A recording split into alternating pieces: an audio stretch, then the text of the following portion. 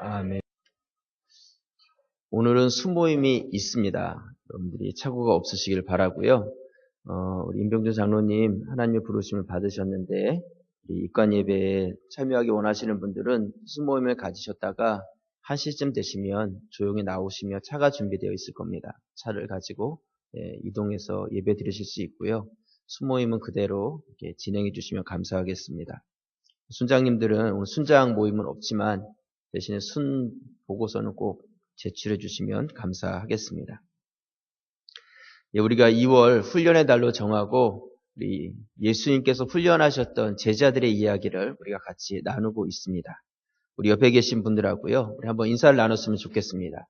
당신은 예수님의 제자이십니다. 그렇게 한번 인사를 나누겠습니다. 네. 네. 인사하고 나니까 제자처럼 보이시죠? 네.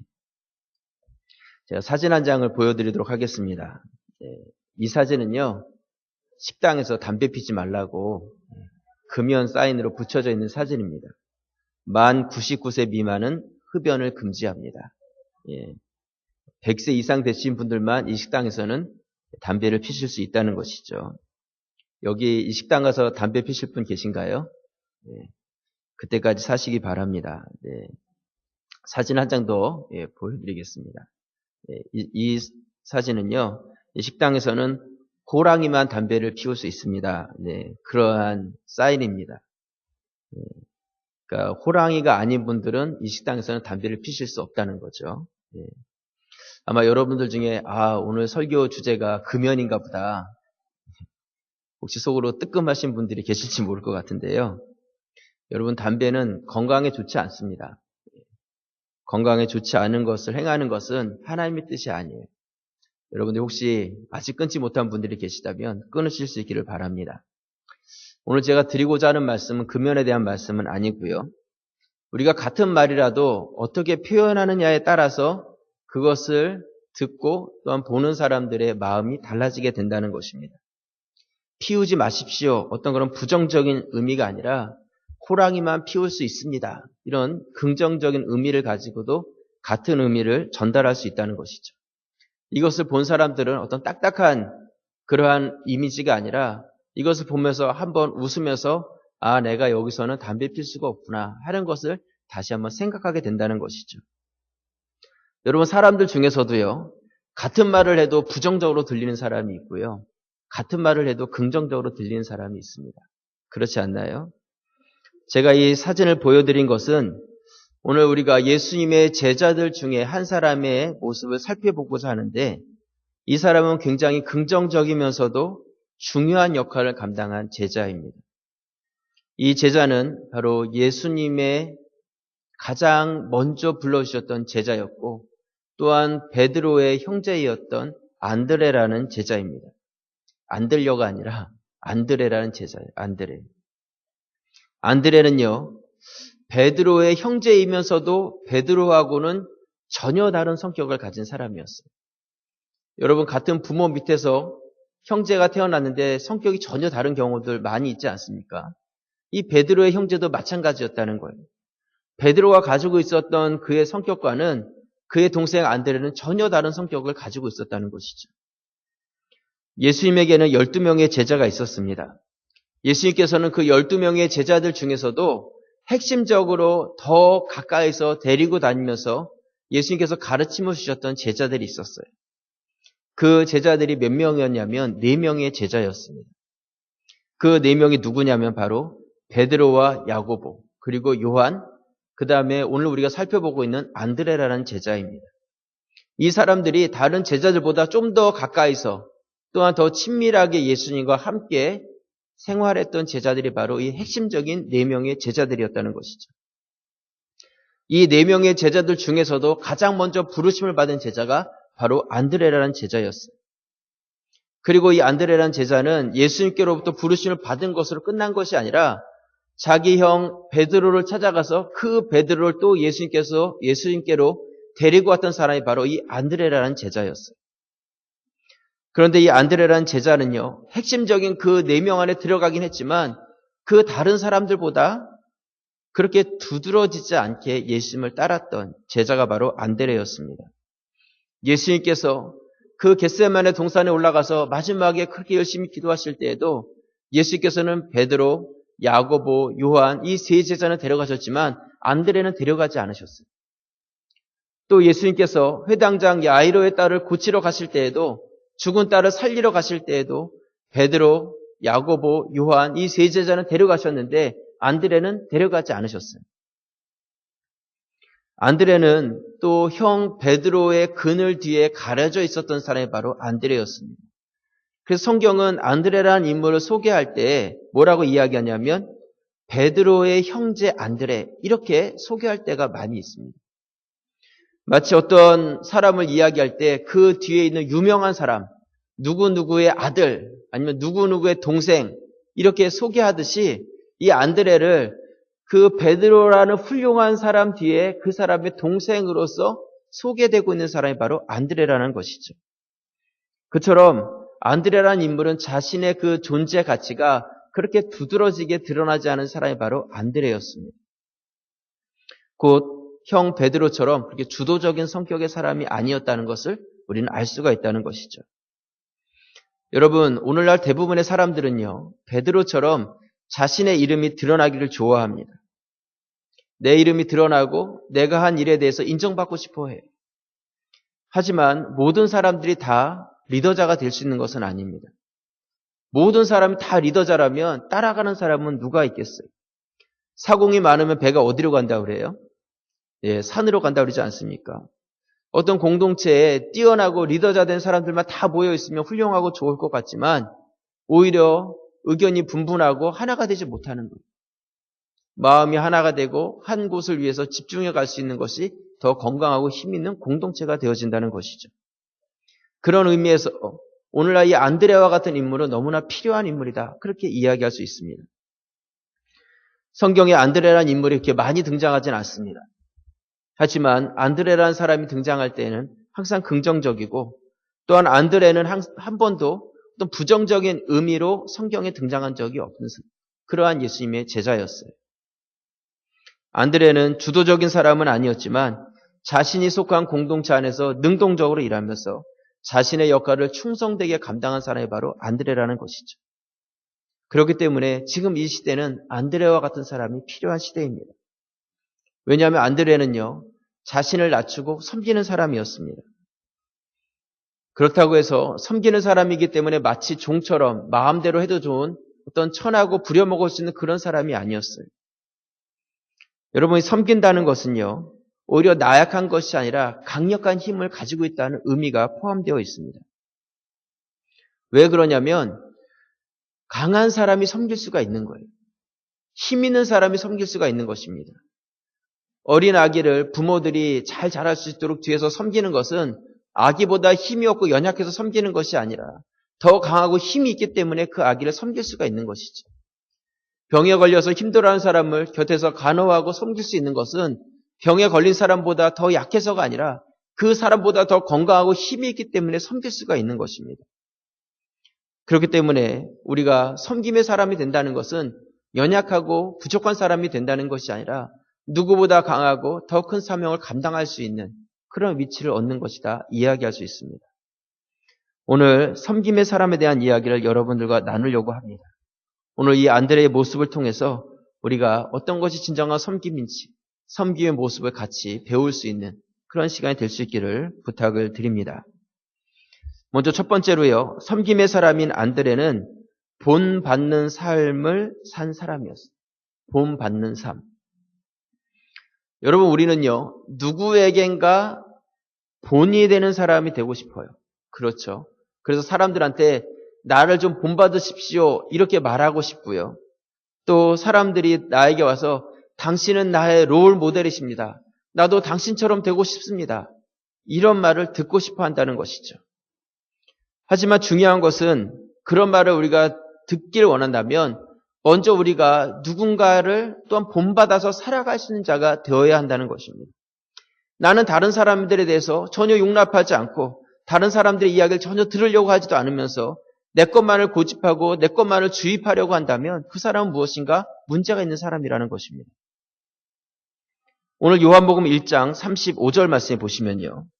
또 이튿날 요한이 자기 제자 중 두 사람과 함께 섰다가 여기서 요한은 세례 요한을 이야기합니다. 예수께서 거니심을 보고 말하되 보라 하나님의 어린 양이로다. 37절 같이 한번 읽겠습니다. 두 제자가 그의 말을 듣고 예수를 따르거늘.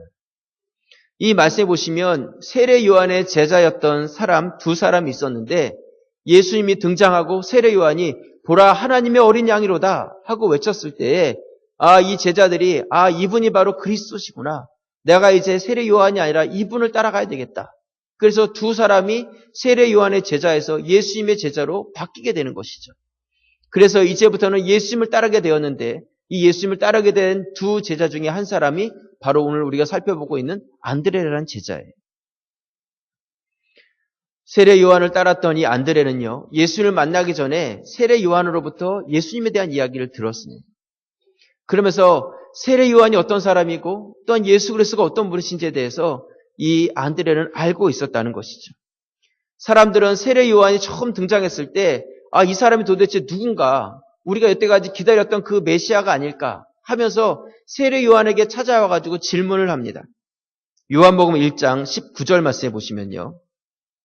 요한복음 1장 19절에 보시면 유대인들이 예루살렘에서 제사장들과 레위인들을 요한에게 보내어 내가 누구냐 물을 때에 요한의 증언이 이러하니라. 20절 같이 한번 읽겠습니다.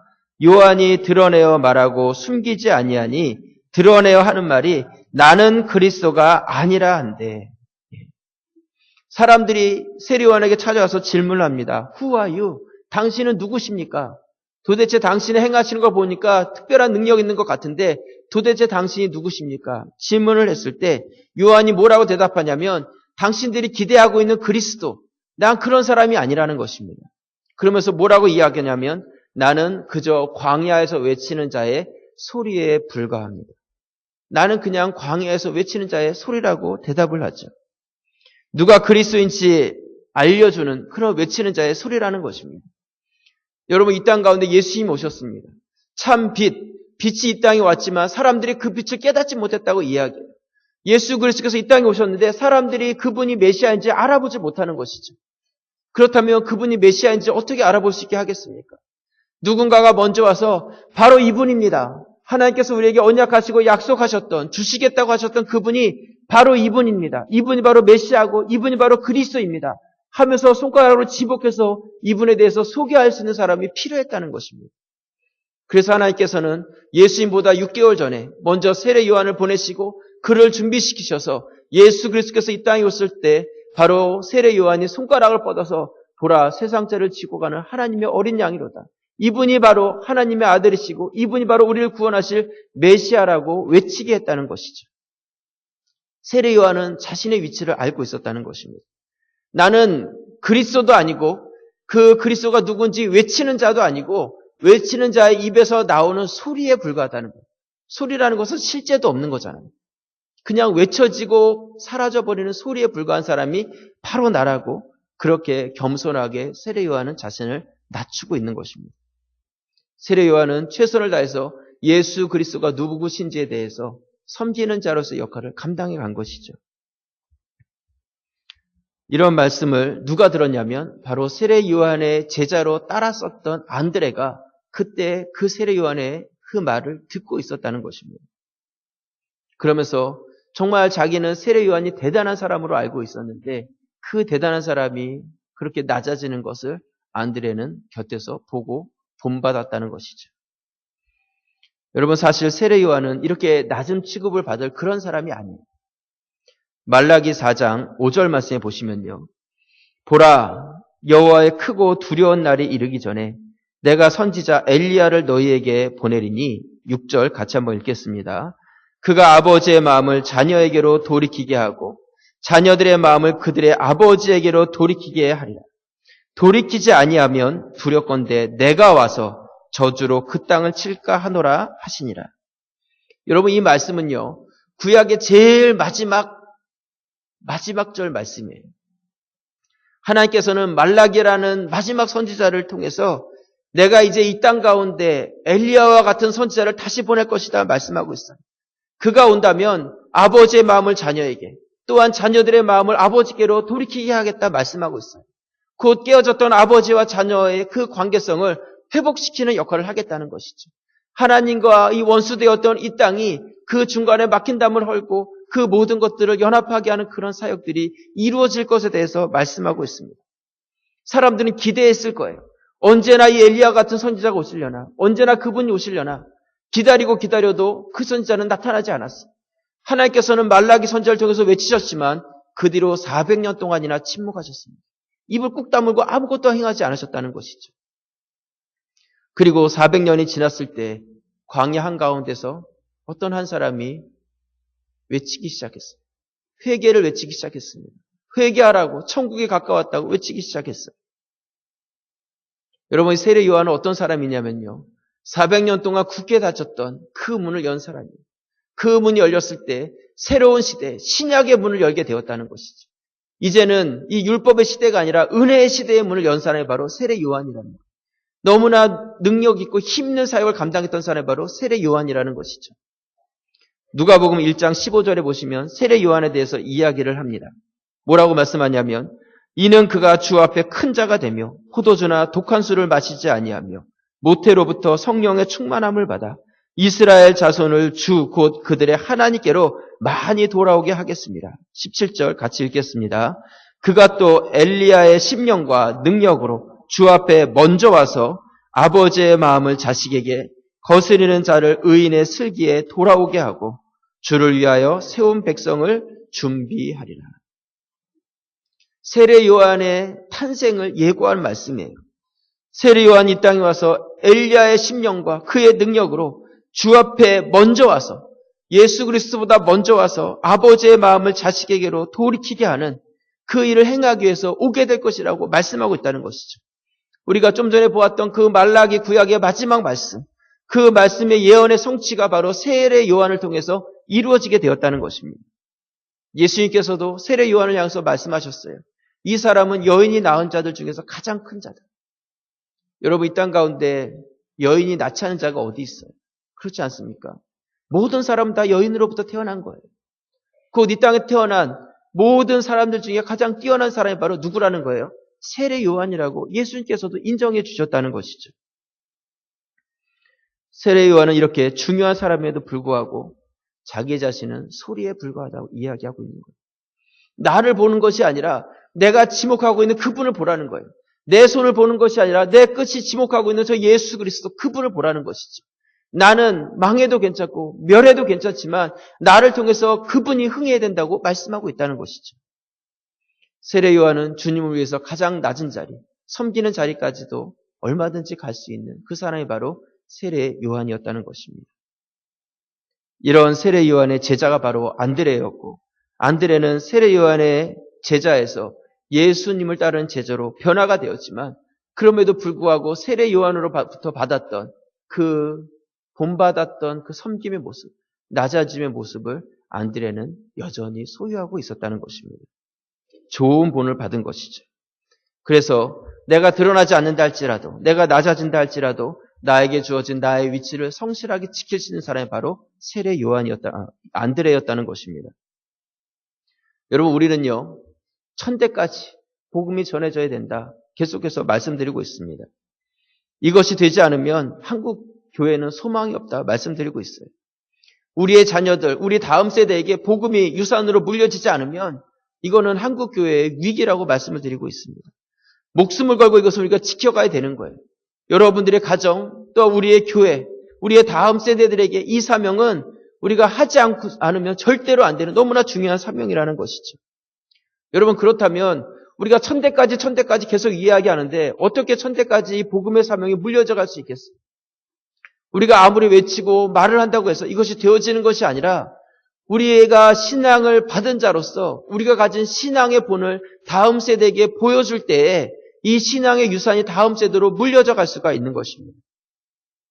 우리들의 자녀들에게 신앙 안에서 살아라. 얼마나 많이 말씀하셨겠어요. 예배를 열심히 드려라. 바르게 살아라.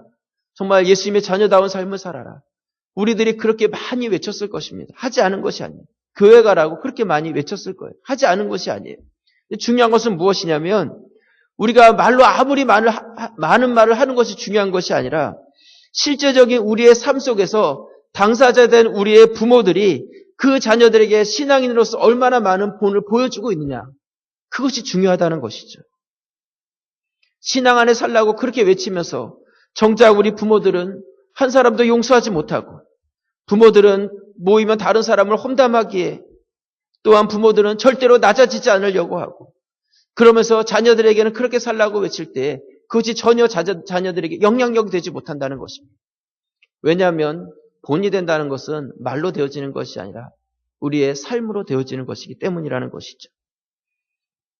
우리가 수없이 많은 말을 하지만 그 말들이 중요한 것이 아니라 정말 우리의 삶을 통해서 우리의 자녀들이 나도 아버지처럼, 나도 어머니처럼, 나도 저 집사님, 저 권사님, 저 장로님처럼 나도 그런 삶을 살고 싶습니다 하는 무엇인가 도전이 되고 그들의 삶 가운데 이것이 롤 모델이 되어서 본이 되고자 하는 그러한 삶이 되어졌을 때 천대까지 신앙의 유산이 물려져 갈 수 있는 것이지 그것이 되어지지 않으면요 신앙의 유산은 물려지지 않습니다. 교회에 나와야 될 이유도 찾지 못하고 신앙을 가져야 될 이유도 발견할 수가 없다는 것이죠. 여러분, 우리가 이 땅 가운데 가치 있고 실패하지 않는 인생을 어떻게 살아갈 수 있겠습니까? 이 땅 가운데 수많은 사람들이 있지만 그들 가운데 주님을 알지 못하고 멸망 가운데 살아갈 수밖에 없는 그런 자들이 나를 통해서 주께로 돌아와 이제는 하나님을 예배하는 자들로 변화된 자들로 거듭나서 그들의 인생의 삶이 이제는 세상에 속한 것이 아니라 하늘에 속하고 육계에 속한 것이 아니라 영에 속한 자로서 살아가게 되었을 때, 나를 통해서 한 영혼이 변화되었을 때 우리의 삶과 우리의 인생이 가치 있는 인생이 되어진다는 것입니다. 여러분, 우리가 주님 앞에 섰을 때 우리가 하나님 앞에서 그래 네 인생은 실패하지 않았다, 네 인생은 어느 누구보다도 가치 있었다 이야기할 수 있는 것이 무엇이겠습니까? 다른 어떤 것이 아니라 나를 통해서 한 영혼이 주께로 돌아왔다면 우리의 인생은 결코 실패한 인생이 되지 않을 것입니다. 본이 되어진다는 것, 섬김의 삶을 살아간다는 것, 그냥 내가 낮은 자리에서 허드렛 일을 한다는 그 개념이 아니라 나를 통해 영적인 영향력이 미쳐지고 한 영혼이 변화돼서 주님 앞에 온전하게 세워지는 것이 얼마나 거룩하고 값진 일인지, 또한 나에게 남아있는 나의 인생의 시간들 가운데 우리가 그것을 위해서 헌신하고 또한 나의 시간을 사용해 갈 수 있는 그런 영적인 지혜가 있는 여러분들이 되시기를 주님의 이름으로 부탁을 드립니다. 두 번째로요, 우리가 섬김의 사람인 안드레를 통해서 배울 수 있는 것은 절제의 삶을 우리가 배울 수 있습니다. 섬김의 삶을 산다는 것은 절제의 삶이 있다는 것이죠. 제가 앞에서 안드레는 제자들 중에서 가장 먼저 부르심을 받았던 제자다 말씀을 드렸습니다. 또 예수님의 수제자인 베드로를 예수님께로 인도했던 제자가 바로 안드레라 말씀을 드렸어요. 오늘 요한복음 1장 41절 말씀에 보시면 그가 먼저 자기의 형제 시몬을 찾아 말하되 우리가 메시아를 만났다 하고, 메시아는 번역하면 그리스도라. 42절 같이 보겠습니다. 데리고 예수께로 오니 예수께서 보시고 이르시되 내가 요한의 아들 시몬이니 장차 게바라 하리라 하십니다. 게바는 번역하면 베드로라. 베드로가 예수님께로 나올 수 있었던 것, 또한 그가 예수님께로부터 게바, 반석이라는 그런 이름을 가질 수 있었던 그 뒤에는 안드레라는 인물이 있었다는 것입니다. 여러분, 한번 이런 생각을 한번 해보세요. 여러분 주위에 신앙이 없는 한 분이 계십니다. 가서 전도를 했어요. 교회 갑시다. 함께 예배합시다. 그분의 마음이 움직이고 같이 교회 와서 예배를 드립니다. 와서 예배를 드리는데 은혜를 경험하고 기도를 드리고, 그러면서 그분이 신앙생활에 기쁨을 얻고 신앙생활하면서 세례를 받고, 또 교회에서 집사의 직분을 받고, 또 교회 여러 가지 위치에서 어떠한 사명을 받아서 자신의 역할을 감당하고 또는 리더급의 그런 일들을 감당합니다. 또 교회에서 직분자로서 후에는 안수 집사도 되고 권사도 되고 장로의 직책까지 올랐다고 생각해 보시길 바랍니다. 여러분들이 전도한 사람은 그렇게 된 거예요. 그렇다면 여러분 마음은 어떻겠습니까? 굉장히 기쁘면서도 또 한편으로는 좀 미묘한 마음이 들 수도 있을 거예요. 안드레는요, 내가 주님께로 이끌었는데 그 베드로가 정말 훌륭한 제자가 된 거예요. 시간이 지날수록 더 돋보이는 그런 제자가 되는 것이죠. 하지만 안드레는 여전히 낮은 자리에 있었어요. 그리고 그 자리에서 자신의 사명을 굳건하게 잘 지키는 사람이 되었다는 것이죠. 제가 드리고자 하는 말씀은요, 우리가 계속 평신도로 있으라는 그런 뜻이 아니라 나에게 주어진 현재의 그 위치, 그것을 알고 그 위치를 잘 성실하게 감당하시는 자가 되어야 한다는 것입니다. 쉬울 것 같지만 굉장히 어려운 것이고요. 굉장히 큰 절제력이 필요한 것입니다. 우리 같으면 저 베드로 형, 내가 전도한 사람입니다. 내가 그분을 전도했습니다. 하고 이야기하고 싶을 것 같은데 안드레는 그러지 않았어요. 이런 안드레의 모습은요, 오병이어 사건에서 더 잘 나타납니다. 많은 사람들이 예수님을 보고 싶어서 모여들었습니다. 수많은 사람들이 모여들었고 광야 한가운데서 예수님께서는 가르치기 시작하셨어요. 모든 사역들이 마쳐졌는데 이제 식사의 때가 훨씬 지나서 모든 사람들이 허기져서 지쳐있는 상황이었습니다. 이제 집으로 가야 되는데 광야로 나와 있으니까 갈 길이 너무 먼 거예요. 연세가 많고 연약한 사람들 길 가다가 중간에 쓰러질 수 있는 그런 상황이었습니다. 예수님께서는 그때 그 제자들 중에 한 사람인 빌립이란 사람에게 질문을 하십니다.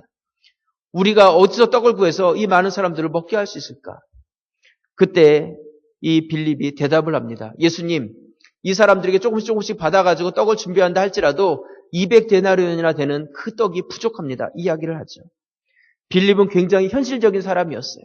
예수님의 질문을 듣는 순간에 순간적으로 그냥 모든 사람들이 몇 명인지 머릿속으로 딱 파악이 되고 그 다음에 이 사람들에게 떡 한 덩씩 준다면 얼마의 돈이 필요한지가 머릿속에 금세 계산이 된 것이죠. 정말 똑똑한 사람이었어요.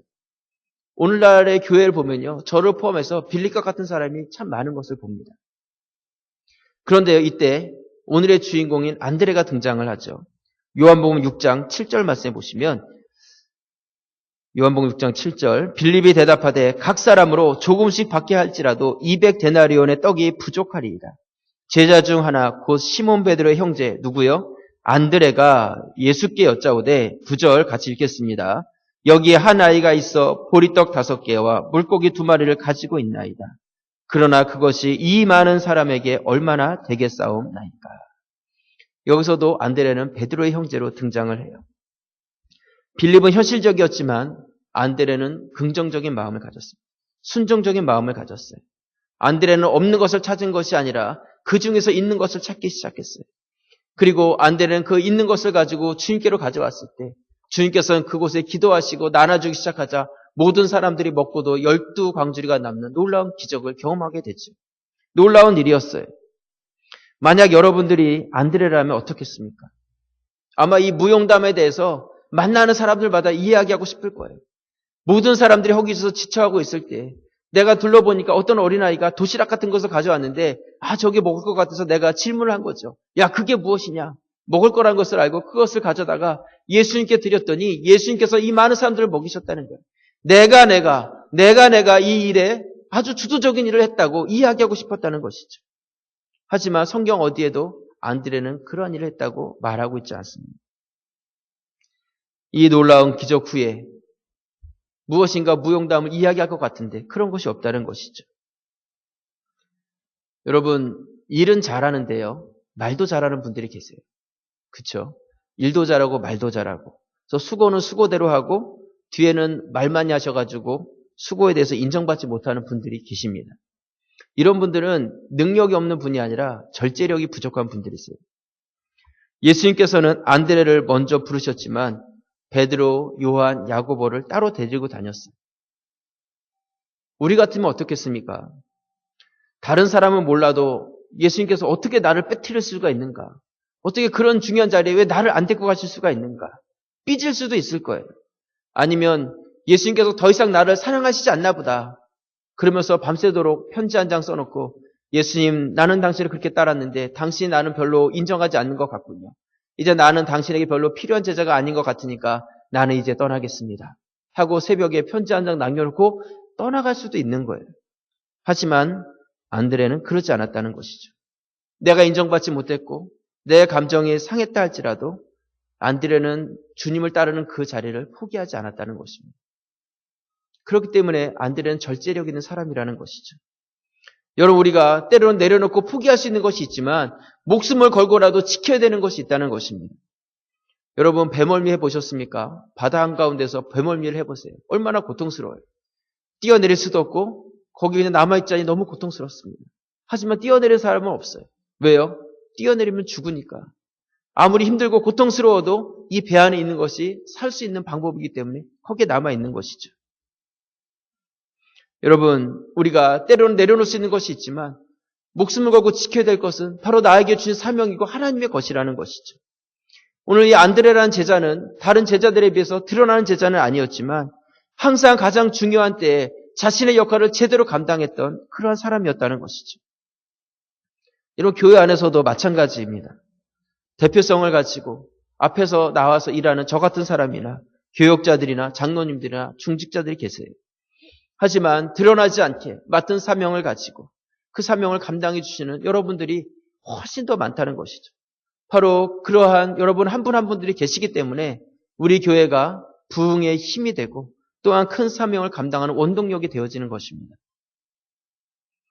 여러분, 오늘날 큰 교회 목회자들이 일평생 정말 놀라운 일들을 하나님 앞에서 감당했는데 그 마지막 순간에 와서 넘어지는 것을 많이 봅니다. 여러분들이 더 잘 알고 있을 거예요. 제가 이런 분들에 대해서 평가를 할 수 없어요. 하지만 이분들이 왜 넘어졌을까? 왜 교회들이는 어려움이 생겼을까? 생각해 본다면 절제하지 못했기 때문이에요. 그분들이 절제하지 못했기 때문이라는 것이죠. 여러분, 이만큼 절제라는 것이 어려운 거예요. 어려운 것입니다. 안드레는 자기가 드러나고 잘했을 때에도 절제했었고요. 낮아지고 가장 부족한 곳에 처했을 때도 절제하는 자가 되었다는 것이죠. 그것이 바로 그가 가지고 있는 힘과 능력이 되었고 모든 사람을 섬길 수 있는 그런 자가 되었다는 것입니다. 오늘 이 안드레의 모습을 통해서 우리가 이 절제를 본받기 원합니다. 우리 가자제일교회 성도들 하면 절제함이 있고 모든 사람들 능히 섬길 수 있는 그런 건강한 성도들로 인정받는 그런 분들이 되실 수 있기를 주님의 이름으로 축원합니다. 말씀의 결론을 내립니다. 제가 지난주에 읽었던 글 중에요. 마음에 감동이 된 한 글이 있었어요. 미국을 방문한 한 중국 여류 작가가요. 뉴욕 거리에서 꽃을 파는 한 백인 할머니를 만나게 됩니다. 할머니의 모습은 남루한 옷, 그리고 금방이라도 쓰러질 것 같은 아주 야리야리하고 작은 체구를 가지고 있었어요. 그런데 그 할머니의 얼굴을 보니까 온통 즐거운 얼굴로 가득한 거예요. 얼굴이 너무 밝은 것이죠. 그래서 이 작가는 꽃을 고르면서 할머니의 얼굴을 유심히 바라보았습니다. 그리고 그 할머니에게 질문을 하죠. 할머니, 뭐가 그렇게 즐거우세요? Why are you so happy? 뭐가 그렇게 즐거우십니까? 그러자 할머니는 미소를 띤 얼굴로 대답을 합니다. 아니, 왜 즐겁지 않겠습니까? 세상이 이렇게 아름다운데 왜 즐겁지 않겠어요? 이야기를 해요. 그러자 이 작가가 다시 말합니다. 당신은 힘들어도 편하게 사는 재주가 있으시군요. 힘들어도 마음을 스스로 편하게 다스리는 어떤 마인드 컨트롤 같은 그런 재주가 있으시군요. 하고 그렇게 질문했어요. 왜냐하면 척 봐도 힘들어 보이기 때문에. 그러자 이 할머니가 손을 뻗어서 이 작가의 손을 잡으면서 이렇게 이야기를 합니다. 예수 그리스도께서 십자가에 못 박혀 죽으셨습니다. 예수 그리스도께서 십자가에 못 박혀 죽으셨습니다. 그가 죽으셨을 때 그날은 가장 슬픈 날이었습니다. 하지만 그 그리스도께서 사흘 후에, 3일 후에 다시 부활하셨습니다. 저는 힘들고 어렵고 불행하다고 생각될 때마다 3일을 기다립니다. 사흘을 기다립니다. 그렇게 3일을 기다리고 나면 그렇게 힘들고 어려웠던 그 순간이 3일 지나고 나면 더 이상 어렵거나 힘든 순간이 아니고 모든 것이 다 정상적으로 변해 있는 것을 날마다 경험합니다. 지금 힘들고 어려워도 나는 그렇기 때문에 3일 동안 그렇게 행복하고 기쁘게 지낼 수가 있습니다. 이 할머니의 답변은 이 작가를 깜짝 놀라게 만들었습니다. 슬픈 일이 있을 때에 3일을 기다립니다. 슬픈 일이 있을 때에 3일을 기다립니다. 여러분, 정말 평범하면서도 삶에 대한 철학적인 태도가 아닙니까? 지금의 어려움과 고통이 영원한 것이 아니라 언젠가는 이 모든 것이 끝나고 나에게 기쁨과 모든 것이 변해서 하나님 안에서 영광이 될 것을 믿는 그 믿음을 가진 자의 태도다 생각을 합니다. 여러분, 안드레라는 이 제자, 대단한 인물, 드러나는 인물은 아닐지 모르지만 그는 천국에서 그의 상급이 클 것이다 이렇게 믿습니다. 왜냐하면 그는 긍정적인 사람이었고 자신의 삶의 모습 가운데서 낮은 자리에 있든지 높은 자리에 있든지 절제됨을 가지고 자신의 역할을 잘 감당했던 사람이었기 때문이라는 것이죠. 그의 삶 가운데서는 언제나 긍정적인 마음이 있었다는 것입니다. 여러분, 여러분의 삶에도 이런 안드레와 같은 모습을 가져서 나를 통해서 누군가에게 본이 되고 영향력이 되고 절제된 삶을 통해서 하나님의 크신 뜻을 성취해가는 우리 모든 성도들이 되시기를 주님의 이름으로 축원합니다. 기도드리겠습니다.